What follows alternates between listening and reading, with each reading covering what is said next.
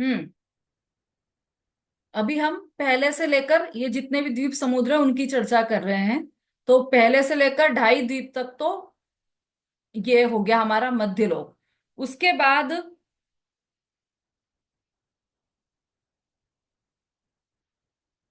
चौथे से लेकर 7वें तक कोई भी अकृत्रिम चैत्यालय नहीं है। ठीक है।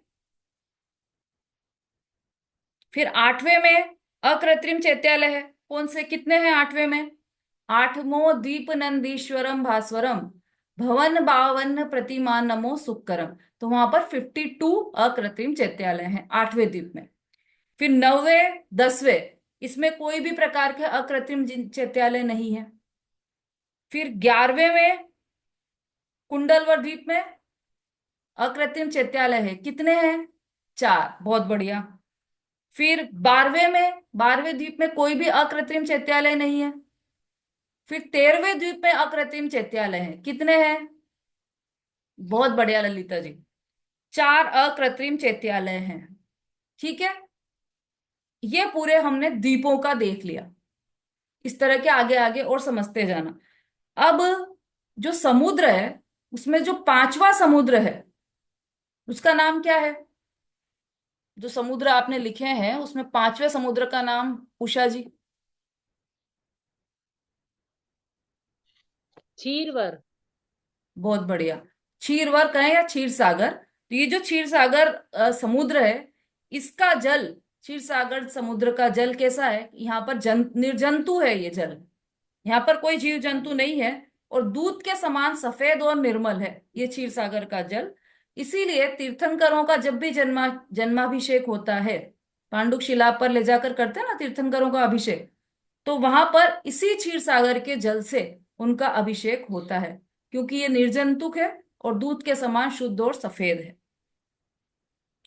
अब ये हो गया। फिर अंतिम जो स्वयंभू रमण समुद्र है वो भी फेमस है, शास्त्रों में उसका भी नाम आता है। तो क्यों आता है? क्योंकि इसमें 1000 योजन के विस्तार वाला महामत्स्य होता है। ये सबने पढ़ा होगा। हम- 1000 योजन वाला महामत्स्य स्वयं अंतिम जो स्वयंभू रमण समुद्र है उसमें होता है। और उसके कान में तंदुल के आकार का मत्स्य होता है। और वो मत्स्य उसके कान के मेल को खाकर जिंदा रहता है। अब इसकी चर्चा क्यों आई है ग्रंथों में? क्योंकि ये मतलब परिणामों की मलिनता के लिए इसका उदाहरण शास्त्रों में दिया जाता है ना।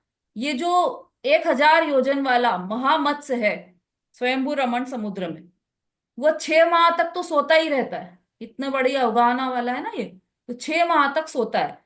अब इसके मुंह में हजारों छोटियां, ये मुंह खोलता है जब भी, तो एक हजारों छोटी छोटी मछलियां इसके अंदर चली जाती और निकल जाती है और जाती है और आती है, ऐसे होता रहता है। तो उसको देखकर वो जो मत्स्य रहता है जो उसके कान में बैठा रहता है, उसके कान के मेल को खाकर जिंदा रहता है, वो ये सोचता है कि यदि ये मछलियां ऐसे मेरे मुख में जाती तो मैं कभी भी उनको नहीं छोड़ता, एक को भी नहीं छोड़ता, सब खा लेता। ऐसा वो सोचता हाँ है। जी। और ये कितना मूर्ख है कि अपने मुंह में आई हुई मछलियों को भी छोड़ रहा है, वापस जाने दे रहा है। तो वो जो मत्स्य है छोटा जो तंदुल के आकार का है, वो कितनी मछलियों को खा पाता है? एक भी मछली को नहीं खा पाता है। लेकिन वो सीधा मरकर 7वें नरक में जाता है, क्योंकि उसके परिणाम ऐसे रहते हैं कि वो सब मछलियों को खा जाए, खा एक को भी नहीं पाता और जाता है सीधा 7वें नरक।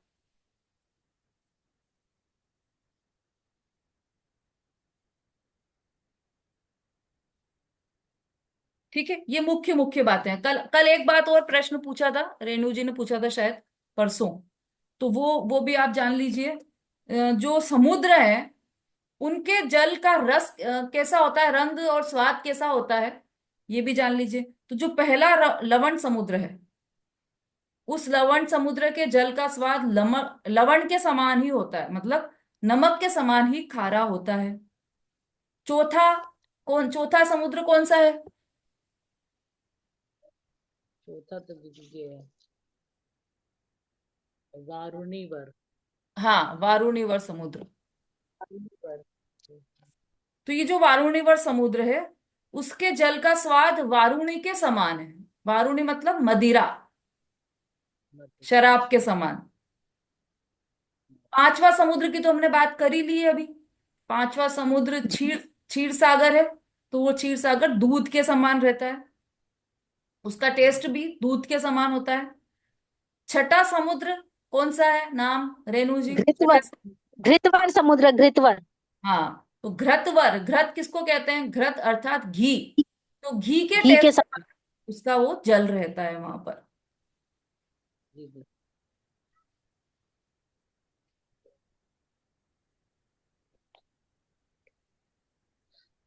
अब इसमें कौन कौन से बच गए? दूसरा कालोदधी बच गया, तीसरा पुष्करवर बच गया, अंतिम स्वयंभू रमण समुद्र बच गया। तो इन सब का स्वाद पानी के समान ही है, किसी के समान नहीं, इन तीनों का स्वाद पानी के समान ही है।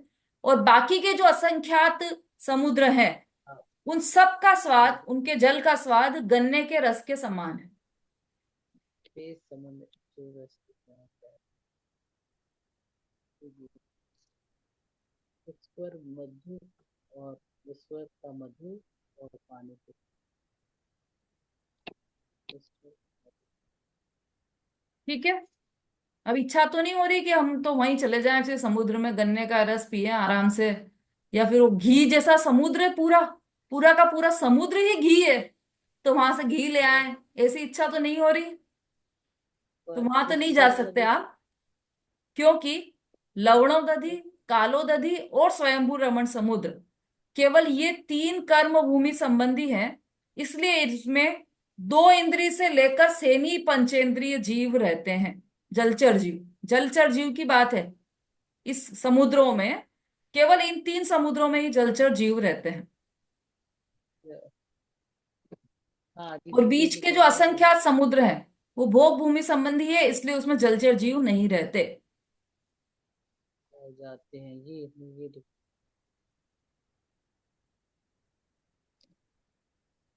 अब ये जो मच्छ की बात की ना हमने, तो हमने तो स्वयंभू रमण समुद्र की बात की, लेकिन कालोदधी नदी में भी 9 योजन और चौड़ा और 4.5 योजन मोटा मच्छ है। और इसके, ये तो किसके, कालोदधी समुद्र के कॉर्नर पे, और उसके बीच में 36 योजन लंबा और 18 योजन चौड़ा और 9 योजन मोटा मच्छ है। लेकिन जो अंतिम स्वयंभू रमण समुद्र है वो कितना है, तो 1000 योजन लंबा, 500 योजन चौड़ा और 250 योजन मोटा। और बल्कि इसका नाम भी दे रखा है शास्त्रों में, इसका नाम है राघव। राघव नाम का ये मत्स्य है। मतलब ये जलचर जीवों की सबसे उत्कृष्ट अवगाहना इसी की है, राघव नाम के मत्स्य की। 1000 योजन लंबा, 500 योजन चौड़ा और 250 मतलब 250 योजन मोटा,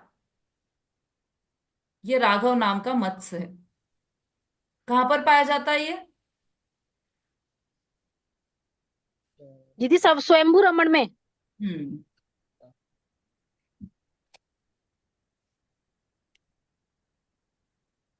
दीदी एक बार कालोदधी समुद्र का और बता दीजिए। क्या बताना है कालोदरी समुद्र का? कि उसमें आपने बताया था ना कि कालोदधी समुद्र के कॉर्नर पे 9 योजन लंबा। हाँ ठीक है, इतना डिटेल में मत जाओ आप, तो ये कुछ चीजें सुनकर ठीक। बस समझने के लिए। दीदी याद मुझे रखना एक हो तो एक- अंतिम स्वयंभू रमण समुद्र वाले का याद रख लो, क्योंकि उसकी चर्चा आती ठीक। है ग्रंथों में, तो उसका आप याद रख दीदी सकते। मुझे एक क्वेश्चन पूछना था आपसे। बोलिए। दीदी आपने जो ये 45 लाख योजन का ये बताया कि 22.5 और 22.5, लेकिन मुझे ये नहीं समझ में आया कि जम्बू द्वीप का तो आपने आधा कर दिया, लेकिन बाकियों का तो फिर दो इधर भी जोड़ दिया और दो इधर भी जोड़ दिया। हाँ, क्योंकि हम बीच में से गिन रहे हैं ना उसको, तो हम इधर से गिन रहे हैं तो इसका आधा ही लेंगे ना। यहाँ सुदर्शन मेरु हाँ बीचों बीच, तो उसके इधर चले जी। हम, इधर इधर चलते गए, तो फिर पूरे ही पूरे आएंगे ना, उनकी चौड़ाई तो बाकी तो पूरी पूरी है ना, आगे की चौड़ाई पूरी पूरी है, इसकी अच्छा वो सब आधी। सिर्फ बीच वाला ही वो आधा लेना है। हाँ, 500। क्योंकि हम बीच में से ठीक है। शुरू कर रहे हैं, इसलिए उसको बीच वाले को ठीक है। आधा लेना है। ठीक है दीदी अब समझ में आ गया। हम्म। चलिए, तो हो गया क्या समय हमारा? अच्छा बच्चा है अभी। चलिए, अभी इसमें और क्या दीदी अभी समझना है? है 5 मिनट है, 5-7 मिनट है। हाँ,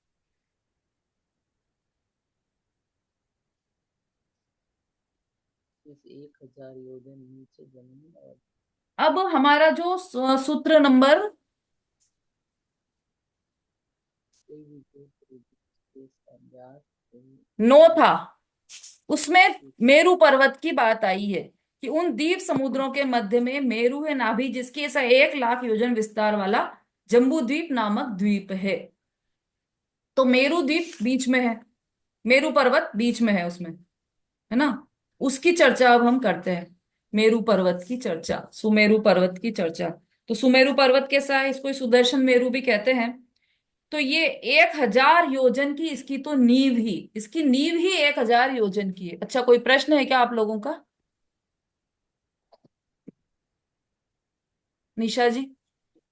हाँ जय जिने दीदी। एक हम्म। मेरे पास पुस्तक है, उसमें लिखा था घात की खंड द्वीप। वो किसमें क्या है? घात की खंड द्वीप तो सुना नहीं नाम हमने। मेरे पुस्तक में लिखा है घात की खंड द्वीप। ये कौन सा द्वीप है?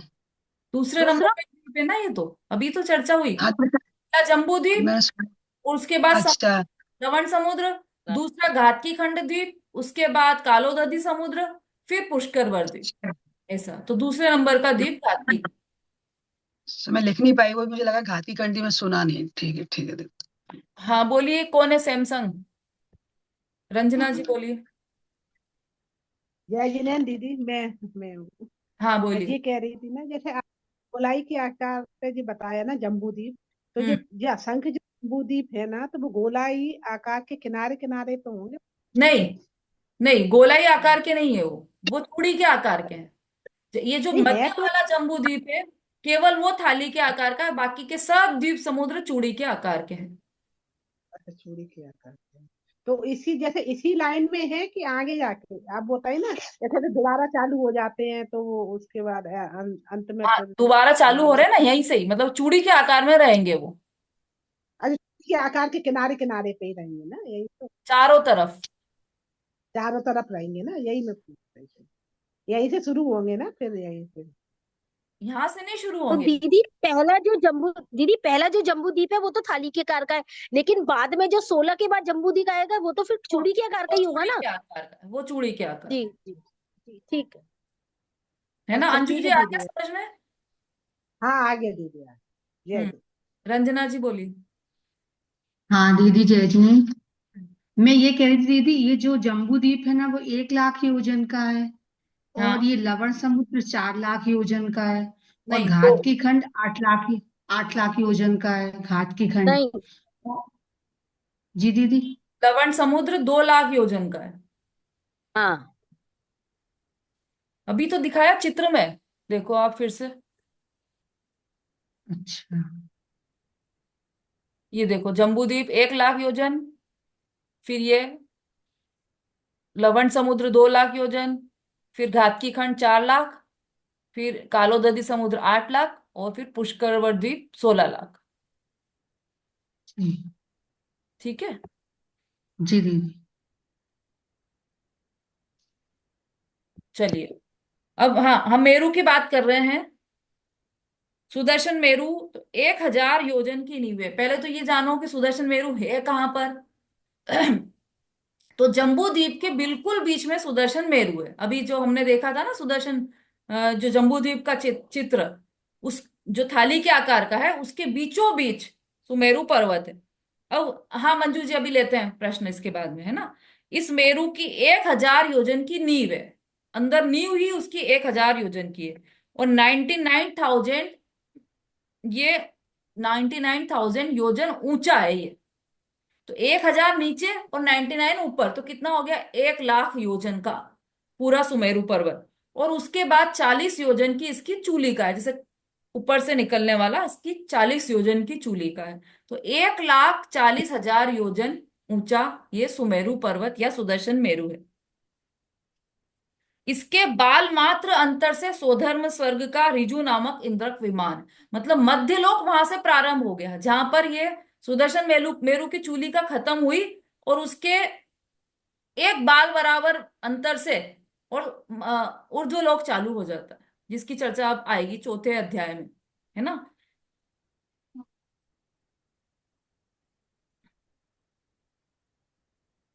ऐसे ये मध्य लोक में एक राजू लंबा चौड़ा और 99, मतलब 99,000 कहो या नींव सहित 1,40,000 जितना सुमेरु पर्वत है, इतना ऊंचा है।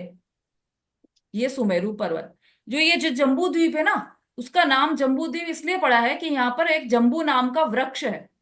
अकृत्रिम वृक्ष है, रत्नमयी वृक्ष है। मतलब वो वृक्ष मतलब ऐसा नहीं है वनस्पति काय वाला, तो ये तो पृथ्वी काय वाला वृक्ष है। पूरा रत्न मणियों से सुसज्जित है। इस पर जिनालय भी है। तो वो उसके कारण इस जम्बू इसका नाम जम्बू द्वीप पड़ा है। उसकी चर्चा आप और पढ़ना हो तो तिलोय पर्णति में से पढ़ना। बहुत सुंदर चर्चा है। इसको इसकी आप चर्चा पढ़ोगे, यदि जम्बू द्वीप जम्बू वृक्ष की विस्तार पढ़ोगे आप, तो बहुत मजा आएगा आपको कि बहुत सुंदर है। वो रत्न मणियों का बना हुआ वृक्ष है। तो उसकी चर्चा है, एक अलग पूरी सी बड़ी सी चर्चा है उसकी, तो वो भी आप पढ़िएगा।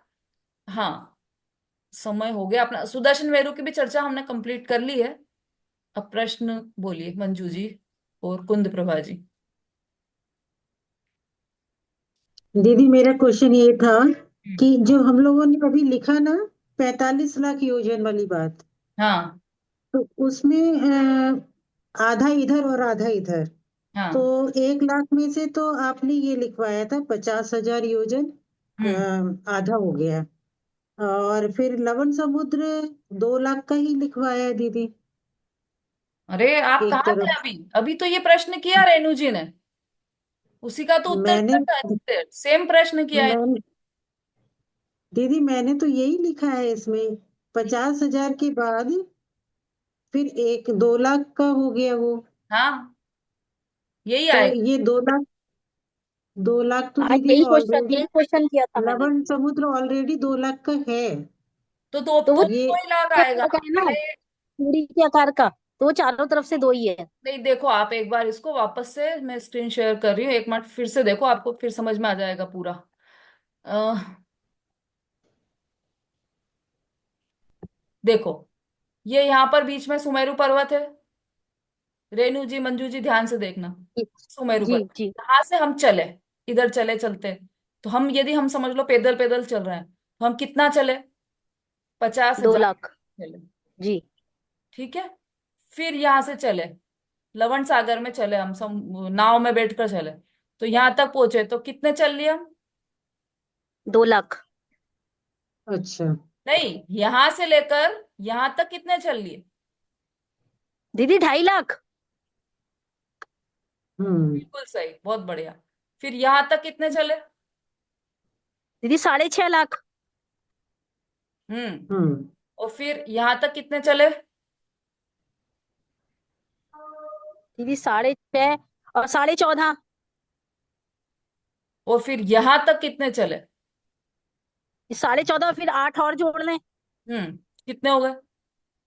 22.5। हो गए 22.5। जी ठीक है। हम्म। हम यहाँ तक आए तो 22.5 हो गए। अब हम वापस इधर आ गए। इधर से भी ऐसा कैसे ही चलते चलते हम यहाँ तक आ गए। जी यहाँ तक, यहाँ भी 22.5 हो गए। इन जी जी। 22.5 इधर और 22.5 इधर को, इसको प्लस कर दोगे तब ये इसका पूरे का इनता- मैप आएगा, मतलब काउंटिंग आएगी आपको कि कितना है लंबा चौड़ाई। ये इस जगह का पूरा विस्तार कितना है यहां से यहां तक। तो ये 45 लाख योजन का है यहां तक। ठीक है, जी समझ में आ गया मंजू जी? जी दीदी, 4 लाख योजन, 8 लाख योजन तक तो ठीक है दीदी। अब ये 16 लाख वाला जो है ना, हम्म। तो आता 8 है के ना। बाद ये 16, तो हम्म। उसमें हम 8, उसमें फिर 8 ही जोड़ेंगे ना। उसमें 8 ही जोड़ेंगे, क्योंकि उसके बाद तो यहाँ पर मानुषोत्तर पर्वत बने हुए हैं। उससे आगे तो हम जा ही अच्छा। नहीं सकते। हाँ ठीक है उससे दीदी, आगे हो मनुष्य नहीं गया। जा सकता। इसलिए बस यहीं जी। तक। इसलिए जितने भी सिद्ध हम्म। बनेंगे वो इसी 45 लाख योजन में से ही बनेंगे केवल। क्योंकि इसके बाद तो मनुष्य ही नहीं है, और बिना मनुष्य गति के मोक्ष होता नहीं है। तिर्यंच मोक्ष हम्म। जाते नहीं है। इसके आगे तिर्यंच तो है, लेकिन मनुष्य नहीं है, तो तिर्यंच मोक्ष नहीं जाते हैं, केवल मनुष्य ही मोक्ष जाते हैं। मुनि बनकर ही मोक्ष जाना होता है, तो मुनि तो मनुष्य ही बनेंगे, और इसी इसी एरिया में से बनेंगे। इसीलिए हम्म। सिद्धशिला की भी चौड़ाई 45 लाख योजन की ही है। मतलब इसी 45 लाख के ऊपर सिद्धशिला भी बनी हुई है, ऐसी की ऐसी पूरी त्रस नाड़ी में से, पूरी ऐसी की ऐसी बीच में से 45 लाख योजन जितना क्षेत्र है, उसी में सिद्धशिला है।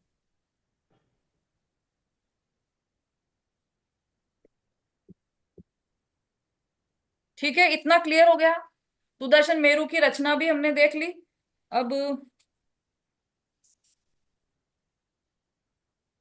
अब इसी में है ना नंदन वन वगैरह, वो बहुत सारे चीजें हैं, भद्रसाल वन जो हम पूजा में भी पढ़ते हैं, पांडुक वन, ये सब चीजें हैं।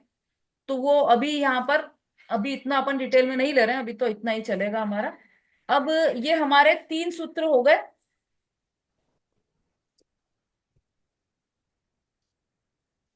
अभी तो जम्बू द्वीप के बाहर की रचना का हमने वर्णन पढ़ा है ना, क्षेत्र और समुद्र ये सब की रचना पढ़ा है। अब जम्बू द्वीप के अंदर क्या क्या है उसकी वर्णन अब यहाँ पर 10वें सूत्र से प्रारंभ होगा।